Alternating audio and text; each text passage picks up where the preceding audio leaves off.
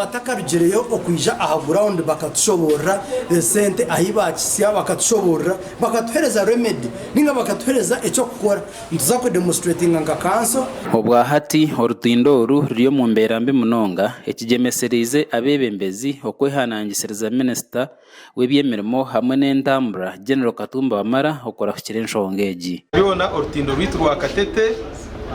genzire kana stekiraka yaje konfaminga ngo nebaha hansi bizunzire cyamanyisa ngo abantu baza kuwa mijago kandi babagwiro mizi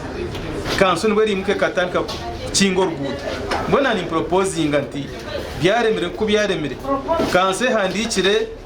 barracks amen UPDF eize etereza abantu 12 mukaga bazembari yife mukaga bazembari yarwo bazibira abantu kurabaho na nemotoka kurabaho abo burungi bw'abantu umurimo gwa UPDF no kuma abantu n'ebintu byabo mbwenu eize kume abantu kandi we speaker wa kanso y'ururembo rwa Mbarara Bonne Tashobya Karusia hayorekire ku kanso tine sente zo korortindo Russia kandi yagira ngo ministry keraye gayarire enshongeji baza kwesharinga eshonga ya Katete bridge nyonye kandi muniza ku demonstrating na kanso yitu ahabo kuba orutindo rugwire mu rwahoho tugiye gushanga twashanga na orutindo okurri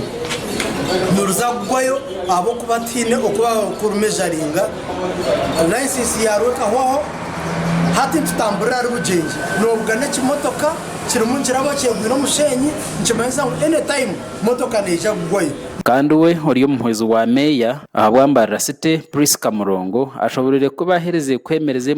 emotoka zone mpango okorekeraho okoze sorutindoro bridge already we are in charge nabwo ndishazirimo emotoka mpango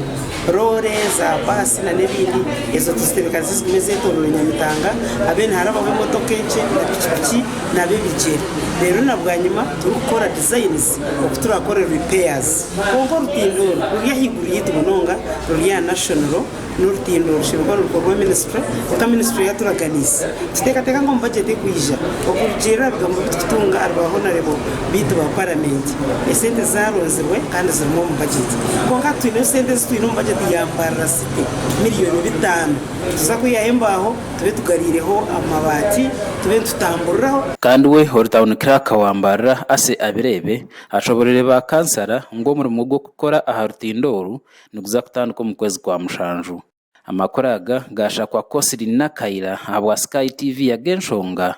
omuri Mbarara izo neshonga ezo rutindo ora Katete